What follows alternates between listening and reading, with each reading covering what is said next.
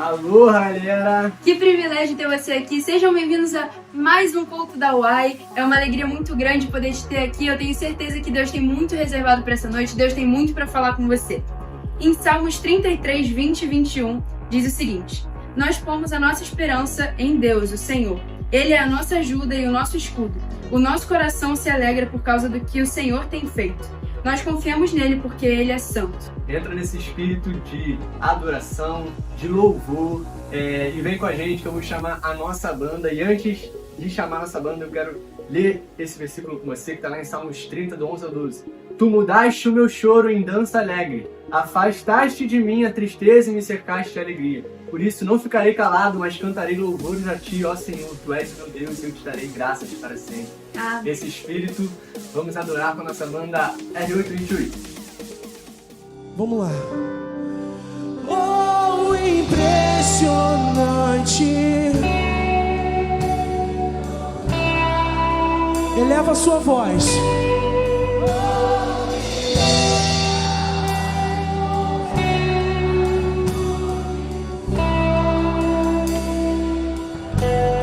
Não posso comprá-lo,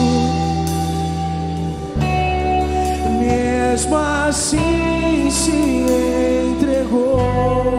Oh, impressionante, infinito e ousado amor de Deus. Continue em espírito de oração. Esse é o seu momento de falar com Deus.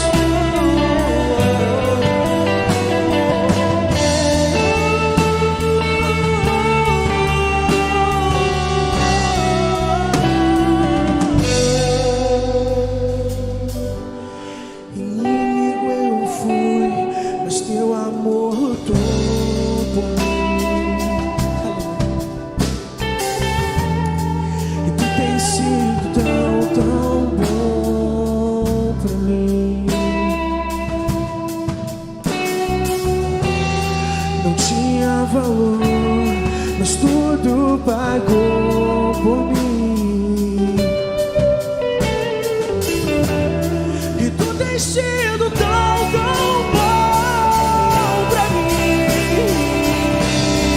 Oh, impressionante, infinito e ousado amor de Deus. Oh, que deixa as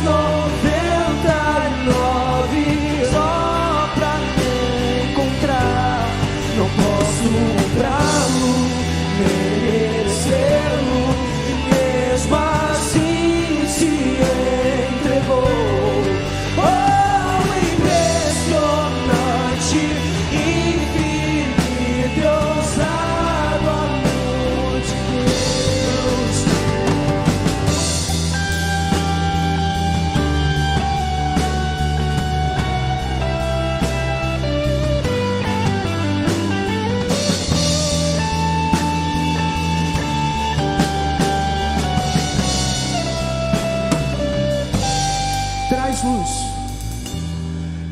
luz para sombras, escala montanhas. Derruba muralhas, destrói as mentiras pra me encontrar. Traz luz para sombras, escala montanhas pra me encontrar. Derruba muralhas, destrói as mentiras pra me encontrar. Traz luz para sombras, escala montanhas pra me encontrar. Derruba muralhas, destrói as mentiras pra me encontrar. Traz luz para sombras,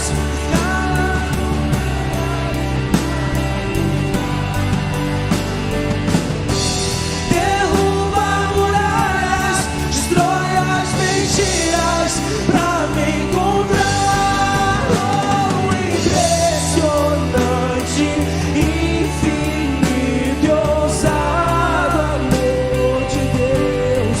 Oh, que deixa as 99 só pra me encontrar. Não posso comprá-lo e nem merecê-lo, e mesmo assim se entregou. Oh, impressionante, infinito e ousado amor de Deus.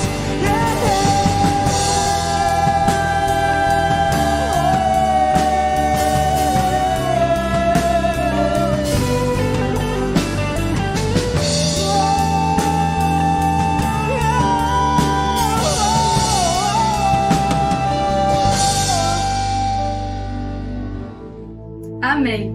Em Salmos 33:4 diz: as palavras do Senhor são verdadeiras, tudo o que Ele faz merece confiança. Amém.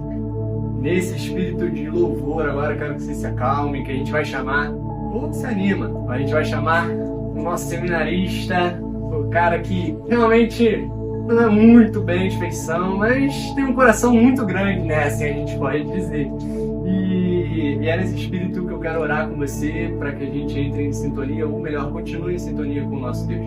Feche seus olhos e oremos. Deus e Pai, muito obrigado, Senhor, por esse culto, Pai, muito obrigado pelo teu louvor, Pai, que o Senhor receba a nossa adoração, Pai, o nosso coração sincero, Pai, como uma oferta de aroma agradável a Ti, Senhor. Muito obrigado, meu Deus, por tudo que o Senhor tem feito por nós, por todas as maravilhas e todas as bênçãos, Pai. Guarda-nos, Senhor, debaixo das Tuas asas, Pai. Conforta os nossos corações com a Tua palavra, Deus. Abra os nossos corações e nos dê discernimento e sabedoria, Pai. Abençoe Mateus em nome de Cristo, Pai. Amém. Nós choramos. Amém. Fala, galera, sejam todos bem-vindos a mais um culto da UAI.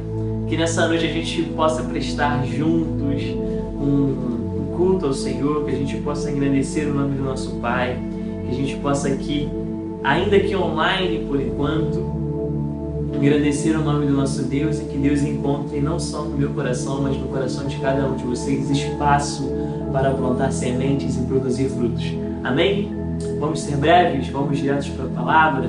Vamos lá então, abra sua Bíblia lá no capítulo 6 do livro de Mateus. Se você não está com a sua Bíblia aí, corre lá, pega a sua Bíblia, pega um marca-texto, pega uma canetinha, o que for, para você anotar essa passagem, para depois que acabar a mensagem, você ir lá para o seu secreto, naquele lugarzinho onde Deus te ensina coisas particulares, refletir um pouco mais sobre isso e aprender coisas ainda mais profundas acerca do nosso Pai.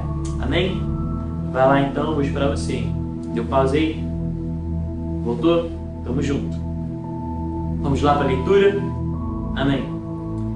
Venha o teu reino, seja feita a tua vontade, assim na terra como no céu. Venha o teu reino, seja feita a tua vontade, assim na terra como no céu. A gente poderia ler toda a oração que Jesus ensina aos discípulos após os discípulos pedirem a Jesus que os ensinassem a orar. Não seria ruim. Porém, nessa oração existe um conteúdo muito mais extenso. Daria para a gente fazer um sermão, inclusive, sobre cada versículo dessa oração ensinada por Jesus. Inclusive, eu já conheci pastores e seminaristas que baseiam a sua teologia nessa passagem. Toda a teologia nessa passagem. Essa é uma passagem muito rica. O pastor Pedro aí que gosta de fazer séries, daqui dá para tirar uma série muito interessante, muito extensa, inclusive. Aí, pastor, vamos junto. Mas hoje eu gostaria de tratar com vocês só a respeito do capítulo, ou melhor, do versículo 10. Venha o teu reino, seja feita a tua vontade, assim na terra como no céu. Mateus, por que você quer falar sobre isso hoje? Primeiro porque eu acredito que a palavra ela tem que partir de nós. E falar sobre esse tema é tratar também sobre maturidade. E eu acredito que nós, como igreja, precisamos falar sobre isso, uma vez que estamos sedentos por conhecimento, e quando estamos sedentos por conhecimento no quesito espiritual, nós estamos, na verdade, sedentos por Jesus. Não tem como estarmos sedentos por Jesus e ignorarmos o conhecimento que Ele nos oferece. Pegou o bizu? É isso. Quando Jesus ensina aos discípulos para clamar, para pedir, venha a nós o teu reino, venha o teu reino, a primeira coisa que a gente precisa compreender é que essa chamada, que esse ensinamento que Jesus dá aos discípulos, nada mais é do que uma ordenança também. Sim, a possibilidade de trazer para a terra a filosofia dos céus, isso é, trazer para a terra uma concepção, um entendimento divino, passa pelo entendimento também de que esses discípulos precisariam acatar uma ordenança. Mateus, que ordenança é essa? É entender que, como cristão, como discípulos de Jesus, o venha a nós o teu reino é uma ação movida não só por Deus, mas por Deus em ligação com o homem. Então, quando Jesus ensina os discípulos a orarem, venha a nós o teu reino, Jesus está basicamente dizendo, quando vocês falarem essas palavras, vocês dirão, Deus, nós queremos o teu reino, ainda que assim nós tenhamos que entregar as nossas respectivas vidas em prol, em favor disso. Compreendam essa mensagem, reflitam acerca dessa mensagem. É muito importante. Logo depois, Jesus conclui parte desse versículo. Ele conclui parte dessa ideia, dizendo, seja feita a tua vontade, assim na terra como no céu. Ou seja, Jesus está nos ensinando que a vontade de Deus na terra, no céu, ela é fato, ela acontece. Porém, aqui na terra, nós precisamos clamar, nós precisamos nos dispor para que essa vontade ela seja cumprida, para que essa vontade ela seja exercida. A vontade de Deus, ela não necessita do homem, mas ela chama o homem para uma colaboração, a fim de que a glória de Deus seja expressa. A glória de Deus também não necessita do homem, porque a glória de Deus é aparente em todas as coisas. Porém, contudo, entretanto, nós enxergamos nessa oração, onde Jesus ensina aos discípulos a como orar, um meio para o homem ser inserido nesse processo da glória de Deus. Não como receptor da glória, obviamente, mas como um alguém que contempla. O nosso papel na glória de Deus é contemplar a glória. É glorificar através de nossas vidas também. E falar sobre essa passagem é entender que o reino é vindo através das nossas vidas. E falar sobre isso é compreender sobre maturidade espiritual. E cara, eu gostaria de dar o título dessa mensagem como a conversão completa, se assim pode se dizer. Como a conversão genuína. Eu sei, um garoto de 24 anos de idade falar sobre um tema como esse, para algumas pessoas pode ser um pouco ridículo, talvez bizarro demais, mas eu não estou dizendo que eu possuo tamanho amadurecimento espiritual, ou esse processo de conversão, na verdade, completo. Estou dizendo que A Bíblia me ensina um caminho. E esse caminho é o caminho que eu estou trilhando e que eu quero apresentar para vocês, para que nós possamos, como Paulo, desfrutar da mente de Cristo. Alcançar o auge da espiritualidade, daquilo que Deus nos propõe, é ter a mente de Cristo. Nós podemos ter a mente de Cristo, isso é, pensar como Cristo pensava, agir como Cristo agia, porque não basta somente pensar como Cristo, tem que agir como Cristo. Para ser um cristão, precisamos alinhar essas duas coisas, as nossas experiências, a nossa prática de vida, não só de fé. E uma vez que a gente faz isso, a gente compreende que as duas estão atreladas. Entendeu? Pensar sobre espiritualidade, sobre maturidade espiritual, me faz refletir além da igreja, além das paredes da igreja, além dos muros da igreja. Mateus, por quê? Porque por muito tempo eu pensei em evangelho para a minha comunidade de fé somente. Porque por muito tempo eu pensei em evangelho para as pessoas que dividiam o culto, seja de domingo ou até mesmo de sexta-feira dentro da UAI, comigo. Sendo que o evangelho ele é muito mais expansivo do que isso. E uma vez que a gente pensa em evangelho dessa maneira, a gente está restringindo o evangelho, a gente está colocando o evangelho dentro de uma bolha. E entendendo que o evangelho é Jesus Cristo, nós não podemos fazer isso. Nós não podemos colocar Jesus Cristo numa caixinha. E aí eu vou te explicar um processo aqui que ocorre com a gente, que deve ocorrer com a gente ao longo dessa caminhada. Nós precisamos pensar além da nossa comunidade de fé. Eu não estou dizendo que nós devemos deixar de pensar a comunidade de fé, mas estou dizendo que existe mais do que isso. Mateus, me explica isso, eu vou te explicar. A nossa comunidade de fé, ela é super importante, mais do que importante, ela é fundamental para o nosso desenvolvimento e para o nosso amadurecimento espiritual.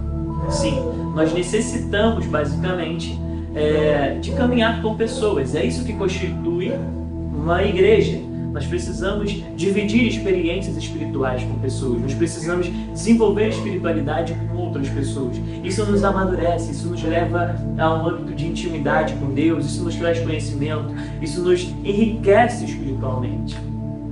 Correto? Então aqui a gente nota a valorização da igreja.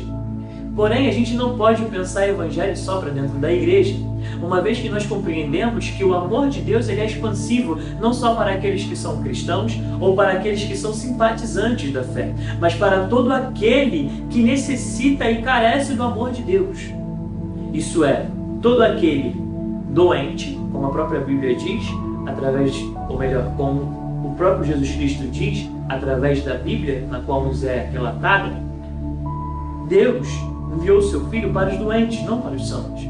Se a gente compreende que temos um ambiente doente, uma sociedade doente, pessoas doentes à nossa volta, ou uma maneira de interpretar ou de vivenciar comunidade ou sociedade de uma maneira doente, nós precisamos levar o Evangelho a esses lugares.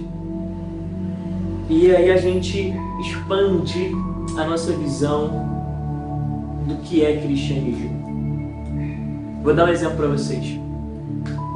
Se você mexe no Instagram, Facebook ou qualquer outra rede social, Twitter, enfim, o que for, certamente em algum momento você se deparou ao longo desses 2 últimos meses sobre as queimadas que ocorreram no Pantanal. Cara, se aquilo dali tivesse acontecido, e como já aconteceu há 2, 3, 4 anos atrás, talvez eu não me importaria tanto, talvez eu não ligaria tanto. Mas esse processo de amadurecimento que eu estou sendo inserido me fez olhar para a criação, isso é, também a natureza, de uma outra maneira, de uma outra forma. O Evangelho nos propõe refletir e entender que nós devemos também amar a criação de Deus. Nós devemos também respeitar e ter temor por aquilo que Deus criou. Respeito é necessário. E ao olhar aquelas situações, aquilo corroeu o meu peito e eu falei, putz, eu nunca senti isso. Eu nunca tive empatia por isso. Se fosse alguns anos atrás, eu poderia pensar, o fogo consumiu, mas logo depois é mato, daqui a pouco nasce tudo de novo. Animais morrem, mas animais nascem também, se reproduzem. Olha como é a mente do homem. Eu sei que volta e meia você pode pensar assim também, mas não é assim que funciona. A gente conseguiu ver através das nossas redes sociais, por exemplo, animais queimados, animais carbonizados, animais com queimaduras. A gente viu hectares, hectares, hectares, hectares, hectares, hectares queimados, de terra queimados. E aí a gente fica olhando para aquilo e fala, putz, isso aqui daí não tem nada a ver com o Evangelho. Cara, isso tem tudo a ver com o Evangelho. A gente vê também pessoas que talvez nem possuam uma fé ou não possuam uma confissão de crença em Jesus Cristo, fazendo algo para mudar aquilo, e a gente enxerga que isso é fundamental para o entendimento de humanidade. Mateus, o que é humanidade? Eu vou explicar uma coisa para você. Talvez você não compreenda o que é humanidade. Deus nos criou para sermos humanos. Porém, o pecado, ele corrompeu essa ideia de humanidade e passamos então a agir como selvagens. Nós, seres humanos, temos comportamentos selvagens, quase sempre. Porém, Jesus vem e através do Evangelho, através das Escrituras, Ele nos propõe resgatar através de si essa essência humana. Tanto que o maior grau de espiritualidade não é ser anjo, não é ser um querubim, não é ser arcanjo. O maior grau de espiritualidade para o ser humano é ser humano. Foi para isso que Deus nos criou, porém nós perdemos humanidade. Logo, nós não temos empatia por questões como essas. Quer um outro exemplo? Pessoas em situação de rua. Com certeza, se você mora na Tijuca, ou se você mora nas adjacentes aqui, ou qualquer outro lugar do seu Brasil, velho, você já viu alguém em situação de rua. Pessoas cuja dignidade foram usurpadas. E aí você pode dizer, cara, mas algumas delas foram por escolhas. Elas estão ali, talvez elas até possuam uma casa, talvez elas até possuam uma família e até possuam um lugar para morar, mas elas estão ali porque elas querem. O Evangelho é sobre uma compreensão pessoal, é sobre uma compreensão intimista. Nós precisamos reavaliar esse pensamento porque não é sobre o que a pessoa quis, mas é sobre o que a pessoa foi induzida através do pecado a viver. Ou acredito que nós devemos nem chamar isso de viver.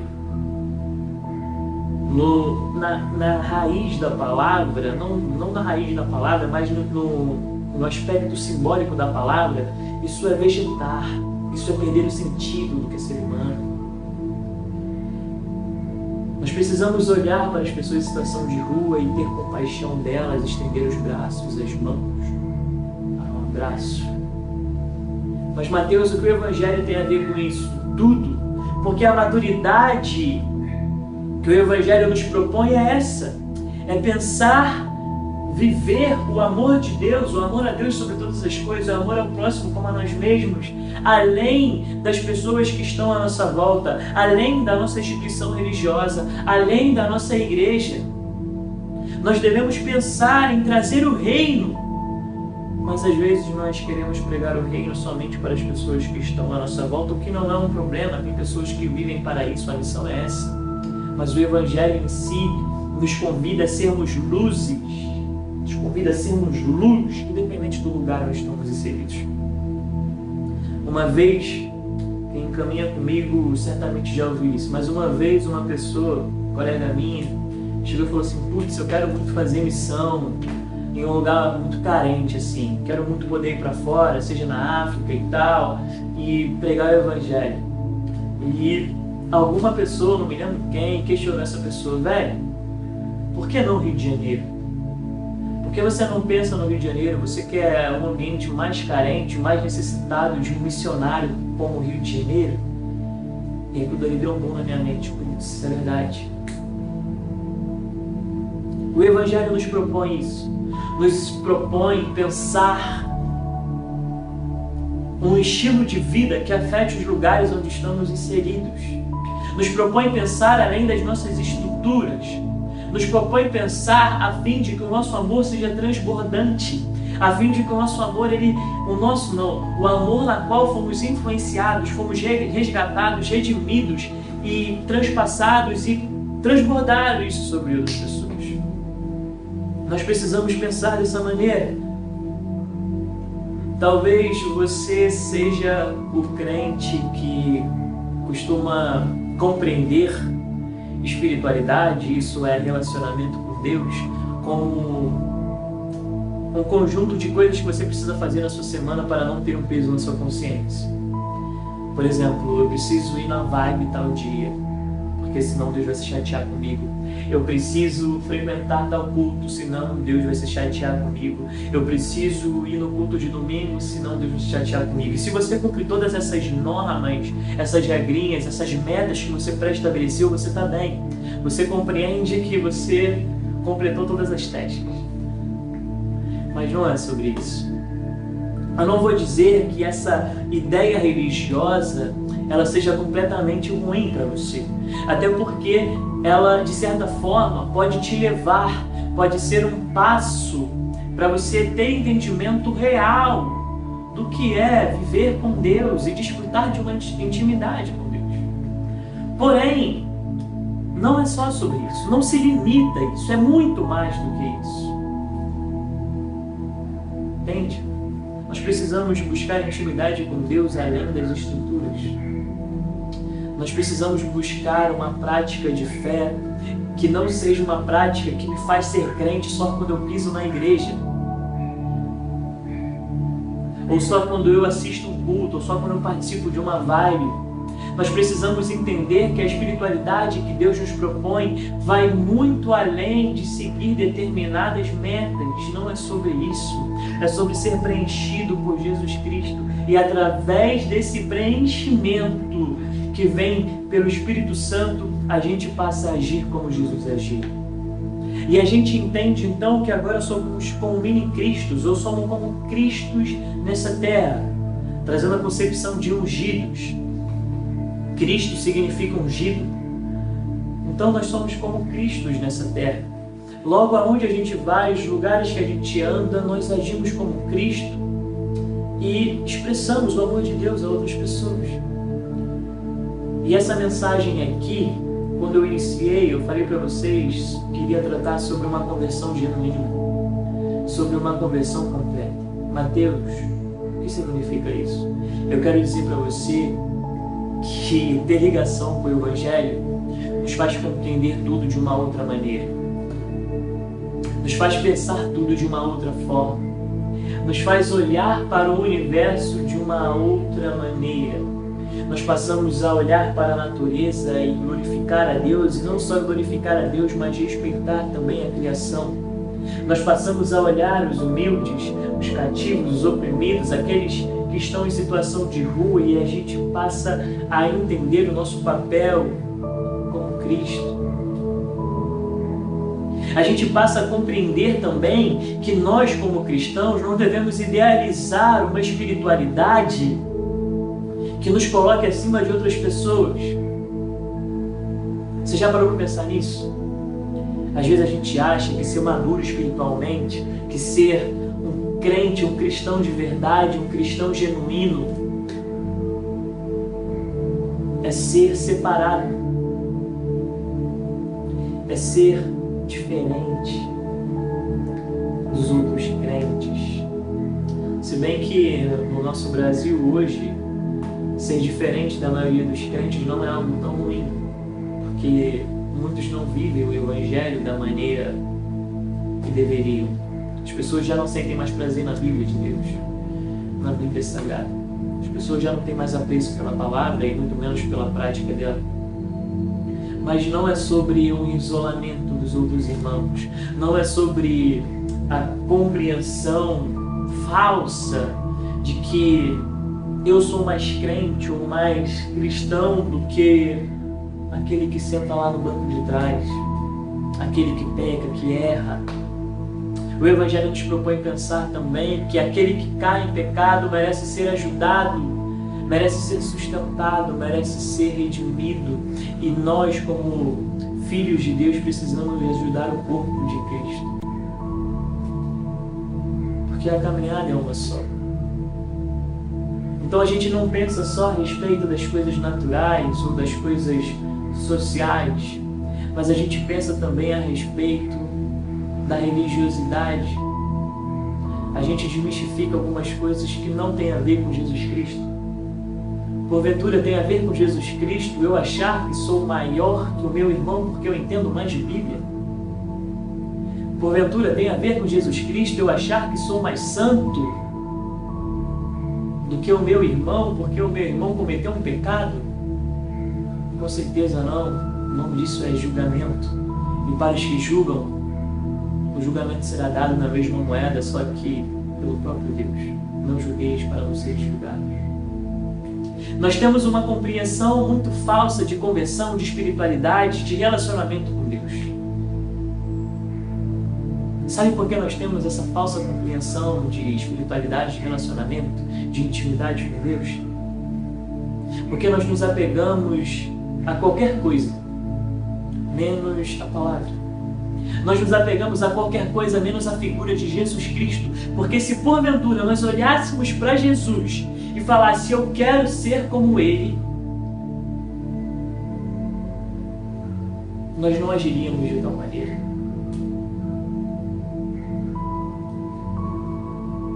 A verdadeira conversão, ela nos leva a ser semelhante a Jesus Cristo. E santidade tem a ver com isso. Tem a ver com pensar como Jesus pensava e agir como Jesus agia. Conversão genuína tem a ver com isso. Tem a ver com olhar para tudo à nossa volta como Cristo olharia. Não é isso que Romanos, capítulo 12, versículo 2 nos propõe? Não vos conformem com as coisas desse mundo, mas se permitam ser transformados pelo conhecimento de Deus, pelo conhecimento que Deus propõe, pelo próprio Deus, a fim de que vocês desfrutem da boa, agradável e perfeita vontade de Deus para vocês.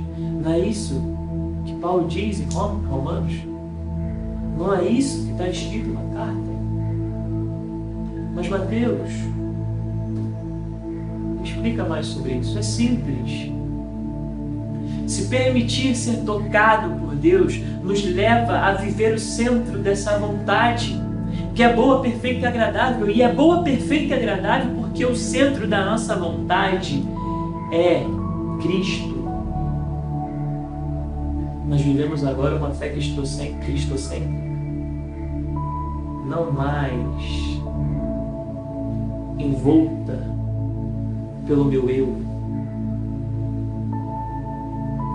Jesus, na cruz, Ele nos propõe um resgate, uma remissão. Mas não é só para salvar as nossas almas. Não é só sobre isso, não se resume a isso. É bem mais do que isso. É para nos fazer ser verdadeiramente filhos de Deus. E assim agir como Cristo agiria e agiu. Pensem sobre isso. Reflitam sobre isso. Deitem a cabeça de vocês no travesseiro e questionem. Será que a minha espiritualidade está completamente ligada a esse senso? Será que eu compreendo que a minha vida é uma vida onde eu posso expressar o amor de Deus, onde eu posso fazer a vontade de Deus? Será que eu olho para os meus irmãos em situações difíceis, ruins, e eu estendo a minha mão? Será que eu tenho apreço, admiração e também temor pela criação? Será que eu respeito a Deus? Cara, teve uma vez que eu entrei numa crise muito doida, assim. Quando essas paradas estavam começando a fazer sentido na minha mente, eu lembro de estar subindo a minha rua e eu estava comendo alguma coisa, eu joguei papel no chão. Primeiramente, você pode me chamar de porco, porque independente de eu ser crente ou não, eu deveria fazer isso. Tamo junto, isso tá certo. Mas ter jogado aquele papel no chão durante esse processo, assim, deu um bom. Sabe aquele bom que o Espírito Santo dá? Ei, você tem que cuidar, velho. Você tem que cuidar do chão que você pisa. Só que foi uma abertura de conhecimento tão grande, tão expansiva, que não dá para resumir. Do nada começou a aparecer as coisas na mente. Todos os motivos pelos quais eu não deveria fazer aquilo, jogar o papel, seja lá o que for que eu não me lembro agora, no chão. E eu voltei, peguei, e eu falei, eu preciso repensar, porque minha espiritualidade me chama para isso. E é sobre isso que eu quero convidar a refletir, vocês a refletir. Reflitem sobre isso. Aonde a espiritualidade de vocês tem levado vocês? Tem levado a vocês a baterem metas? A cumprirem com as tasks de vocês? Ou tem levado vocês a serem como Cristo? Pensarem, terem a mente de Cristo? A agir como Cristo agiria? A cuidar de pessoas, a amar pessoas e também os animais? A natureza? É por isso que o Evangelho ele é tão apaixonante. Por isso que o Evangelho é tão empolgante, velho. O Evangelho não desmancha. Ele ao adentrar dentro de nós, ao fazer parte dessa compreensão, ele nos desmancha, ele nos desmorona e reconstrói agora um pensamento, uma ideia completamente espiritual, vinda do próprio Deus. Amém? É sobre isso. Uma conversão genuína parte sobre uma transformação da mente, mas não só para as nossas experiências eclesiásticas, mas além das experiências eclesiásticas, além da nossa igreja, mas sim em tudo que fazemos. Digo mais, em tudo que pensamos. E é isso. Fiquem com Deus. Até a próxima. E tamo junto. Valeu?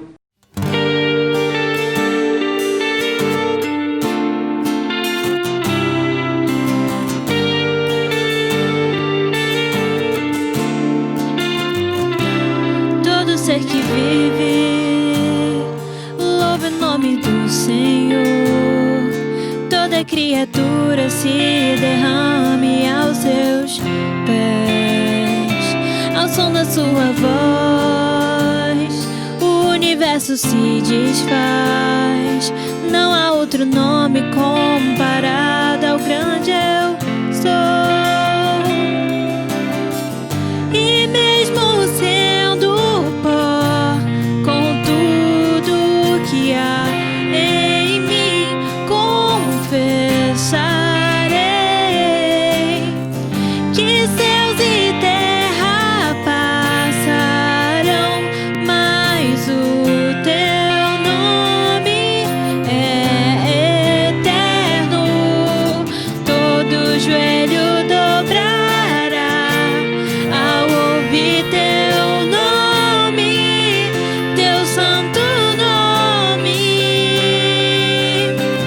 Todo ser confessará, louvado seja o teu nome, teu santo nome. E mesmo sendo pó, com tudo que há em mim, confessarei que céus e terra passarão, mas o teu nome é eterno. Todo joelho dobrará ao ouvir teu nome, teu santo nome. Todo ser confessará, louvado seja o teu nome, teu santo nome.